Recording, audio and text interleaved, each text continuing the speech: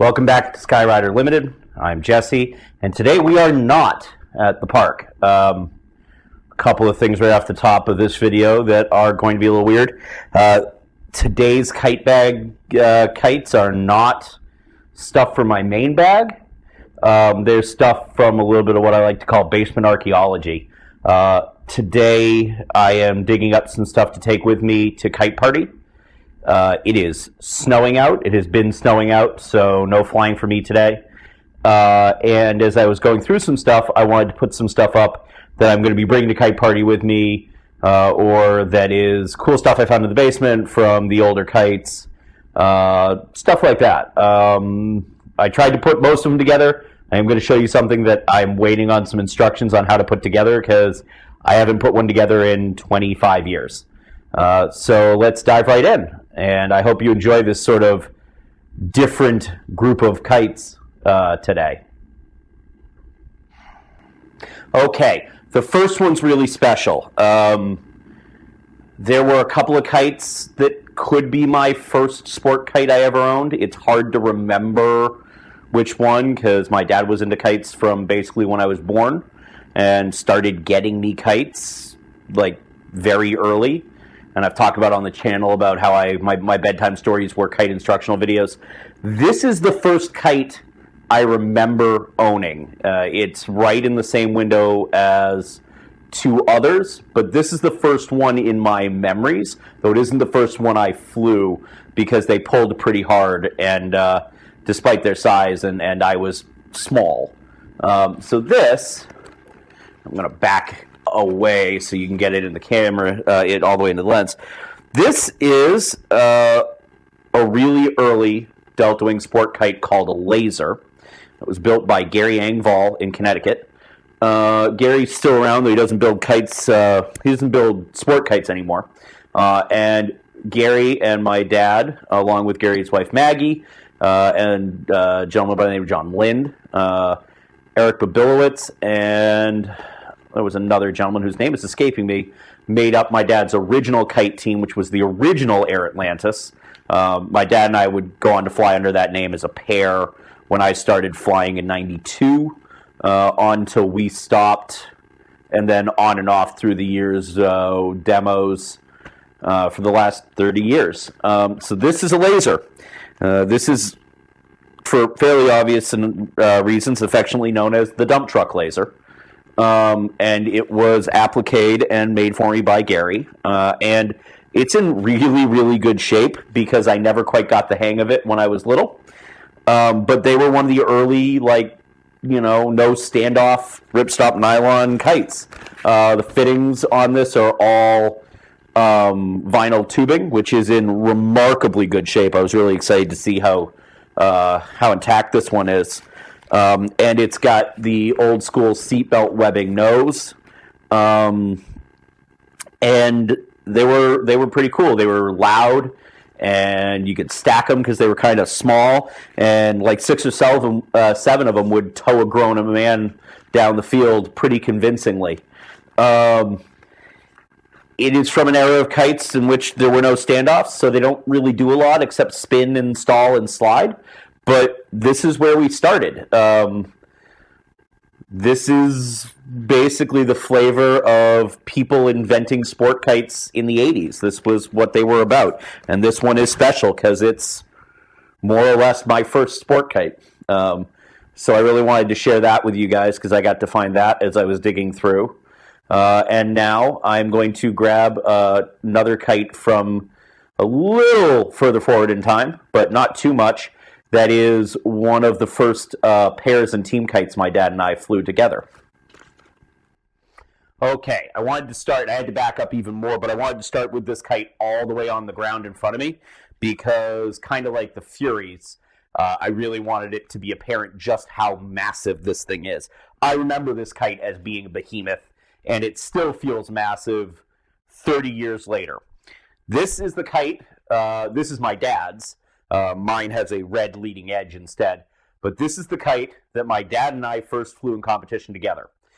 So there was a gentleman in Massachusetts who's since passed that made sport kites and designed sport kites and had a team by the name of Marty Sasaki. Marty's first kite was called the Marty Dart, and then there were the Katanas and the California Katanas and the Katana 2. Katana 2 would still be considered full size. It is a Icarus and carbon team kite from 1992-ish. Big giant winglets to extend that window. Big kite. It's framed in the original Sky Shark. It's a 5P spine and 3P spreaders and top spreader. It uses some pretty modern construction. It's all Icarus. And it was considered a UL2 standard kite. And kind of an anecdotally fun story about this kite. There was a competition. I think it was the first competition I flew in. It was the Boston Area Sport Kite Championships in 1992. I was tiny, and the kite was massive compared to me. And we were a little worried that if the wind came up, it would drag me away. We got special permission from the head judge, who was Maggie Engvall, actually, from the previous kites story, to have an extra flyer out on the field hold me down. And he was allowed to hold me down, provided that he didn't fly the kite through me. That would be considered a flyer substitution and was not allowed. So a friend of ours, Sandy, these are the things, you do this for 30 years and you try to remember people. And I can remember his first name, and I remember that I think he worked for Citizen Watches, and that he was from the group of us that flew Decas, but I couldn't tell you his last name to save my life. But he came on the field with us, and the wind came up, and he dug his hands into the back pockets of my jeans, and I was off the ground, and Sandy was holding me, and I was holding onto the kite, and we were flying. And then there was a rather terrifying, in hindsight, denim ripping sound as the jeans tore. And Sandy had to scramble to grab a hold of my waist and haul me back in as I started to go off with the kite. It was big. It was precise. It was a team kite from the early era of team kites. I am looking forward to putting this back in the air. It is in shockingly good shape for a kite that's 30 years old. All the fittings are still soft and rubbery and haven't dried out at all. Everything is in really good shape, so I am probably going to pack this one away and bring it with me to Kite Party. And if you're out in California, you'll get to see this kite in person. Okay. As a direct result of the incident with the Katana 2 and the wind gust, my dad decided we probably needed a vented kite to fly pairs. There were a couple of kites out there, and the one he chose was this one here, which old-time kite design, kite enthusiasts might recognize the sail graphic. This is a Jordan Air Pro by Dean Jordan, who is an absolute master kite maker, kite designer, and all-around genius. And it is probably one of the rarer versions, the vented. So we had a pair of these that were our first vented kites.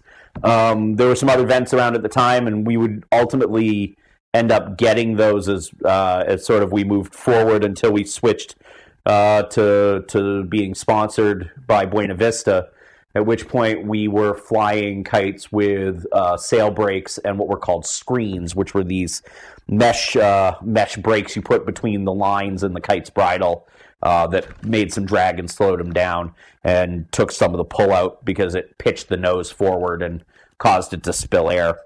But this is early vented kites right here. Another one in all Icarus. It's all framed in Beeman carbon, which is long gone. And one of the things I love about this is we hadn't really figured out wear patches on sails, everybody, just yet. So a lot of the early kites have these, which are the old pencil grips you used to get before you went back to school. You'd go to Staples and you get a new pencil case and some writing utensils and fistful of those. One of the cool things on this kite, which I didn't remember until I was taking it out of the bag today, is this bridle here is active. So you probably just noticed that the toe point on that side just slid down. So the in-haul and up-haul are fixed to the toe point. The end of the toe point has a metal eyelet on it, which the middle point here and the out-haul slide through, and the kite is active as it moves. Those two exchange length, keeping some positive control on the sail, which is kind of different and not something we see very often. That middle leg of bridle is not very common anymore. Definitely sort of went away in the 90s. So that's the Jordan, and I am going to grab one more kite from this vintage. I'm going to show you something a little newer, but also on the older side, that I'm really looking forward to flying again, because I had actually forgotten we had it and haven't seen it in 20 years. So hang tight, and I'm going to go grab another kite, and we will jump into that. All right, so I figured out how to put this one together, mostly by calling on Audible and choosing a different one of this family of kites to show you than the one that I was playing at. I'm going to back up a little bit. So again, this one gets all the way into camera, but this is probably one of the smallest sport kites, single flying sport kites that we own. This is called a baby Borg, and it is a member of the family of kites called cyborgs, and they were built by Mike Sterling. So this one is, Hummingborg, not baby Borg. I always remembered them as baby Borg. So this is a Hummingborg, and it is number 99 and dated 8/27 of 91 and signed to my dad, which was super nice. Mike made a bunch of these for my dad, and they were always signed with nice notes and stuff. So this little guy is part of a family. There, I believe, so these were the littlest, and then there were like 6-foot ones, and then 8-footers. If I can figure out how to put it together, the 8-footer, which has standoffs, and I suspect might do some really weird and interesting tricks, is probably going to make the trip to Kite Party. I'm really excited about that, and the opportunity of maybe getting to play with that. But I just wanted to show this thing because it's a really cool sort of like chapter of sport kites. People were playing with a lot of stuff and trying to see what different things would do, and Mike came up with this crossover design with the crossed bridle coming from the two different tails, and it was a really clever little thing that he was playing with, and like I said, he built a bunch of different sizes. I also found something else that we're going to add to this, so hang tight. We're going to see one more of the kites from the really early, then a kite from the middle, and that'll be it for today. So hang in there, and I am going to grab another kite to show you guys. All right, continuing down the list of oddities and innovation, we have a kite from a company called Aerodrone that came out in the 90s. This is a Stripes. So Aerodrone's most famous kite is a kite called the Speed Limit. What was really novel about that was it was a variable vent, active vent kite. So it had a vent that was had two flaps of fabric, one on each side, that closed the venting mesh. And as the wind came up, it pushed those panels open that were held in tension by bungees and a sprung fiberglass keel. As the wind came up, it pushed those flaps open, which spilled more air and made the kite kind of fly at a really consistent forward speed, which made it a great vented kite for team flying. And it was very popular with a lot of the teams in that era. Probably most notably, High Flyers 2 flew that kite and this kite, and the third kite in the family, which is called the Skylark, or the Lark. So what makes this kite kind of interesting is it's what's called an active keel design. So another means for the kite to sort of adjust its airspeed and sail pressure and it uses this sort of interesting rolled nose with the retainer. It's got very narrow standoffs down there. It has actually a total of 3 standoffs aside, with these 2 anchoring really close together out on the spreader, and then it has additional keel spines, so it has some additional carbon running from the nose to the bottom of the tunnel that make the tunnel more rigid and play a part in the tunnel's active shape retention. It's a wild kite, and I need to read the instructions again so I can figure out how it all works, and if I can figure that out in time, this one might actually make the trip to Kite Party as well. So one of the cool things that started this little trip down memory lane today, Kite Party, we're going to try and get as many of these old kites together and get them photographed on a modern camera, because a lot of these, the Jordan that I showed you guys earlier probably hasn't been seen, an example of that in, I would bet, 15, 20 years. They're around, but they weren't. Sport kites at that time were a much more cottage industry, so everything was boutique and handmade for the most part back then. So there just were less examples of each kite. So I'm looking forward to getting some of these out on the beach in Huntington and getting them photographed in the sunlight again, modern camera, which will be really, really cool. So hang tight, one more kite for today, and then we'll wrap this one up. Okay, so I think this is the first appearance on the channel of a kite from this manufacturer that I had a couple-year relationship with when we were competing. They were our last sponsor. No, I take that back. In shorts and on TikTok and Instagram, you would have seen a kite from this manufacturer already, but I haven't talked about it in one of these videos. So this is a kite from Cavalier du Ciel in France. This one was built by Mona at Cavalier and designed by Jean-Paul Kahn. Now, the last team and pairs kite my dad and I flew together was a kite called the Styx, like the river to hell, or the band. It would evolve in the course of years to become a kite called the STX-23, which I think more people are familiar with. The sail shape was largely the same, the framing and bridle updated, and there were actually several different STX-23 bridles, including a version that had an additional leg that went to the wingtip. Ron Graziano, who designed a kite called the Machine, before that he did a 3-point bridle that really woke the STX up as a trick kite. We stopped right as we were transitioning to the STX. We were actually in France when the sail graphic for the STX got designed.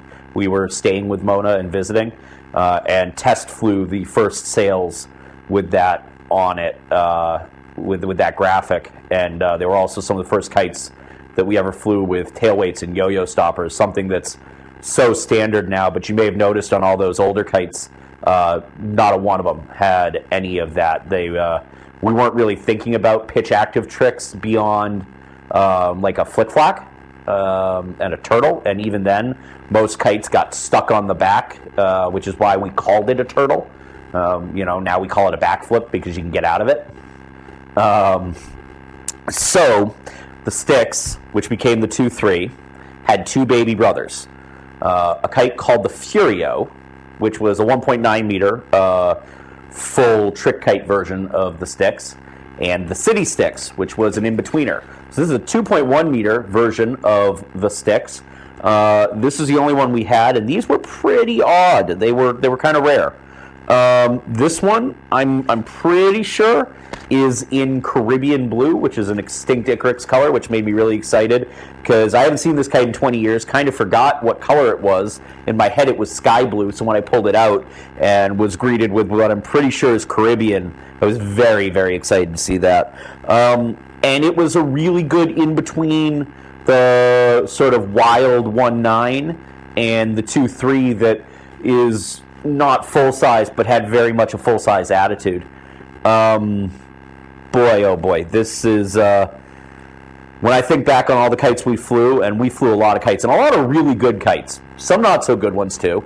It was a long time and a lot of kites over the years. There was a kite that I was asked to fly for competition right in this time frame that I will be honest, no hurt feelings out there, I hope, but I hated that kite. It was not wonderful. It was really a beginner to intermediate kite, and I was looking for something that would do more, and was given that to fly, and it did not work out well.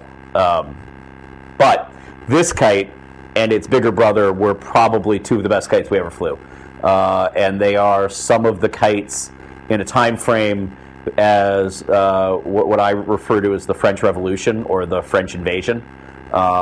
They were kites that led to the ramp up of the newer tricks coming out of Europe and coming into the U.S., and they came on with kites like the STX-23, the R-Sky Nirvana, a number of kites in that era that were door openers for a lot of people.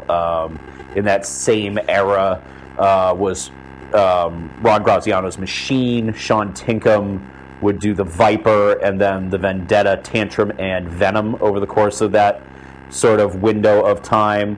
And there were a number of other kites in the U.S. that were major forward growth for American kite design that pushed us to parity with the kites in France. But this is one of those sort of cornerstone kites for me, because it's one of the first kites I could consistently do a fade with. It's one of the first kites that I can remember doing combination tricks with, and its bigger brother was just as capable, but was a little more stable. It was an excellent pairs kite. It was an excellent individual ballet kite.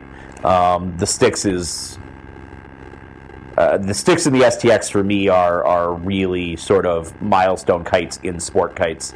Jean-Paul and Mona's contribution there was really, really spectacular. So that's a City Styx. All via carbon, Icarus, turbo bridle, very much in vogue at the time.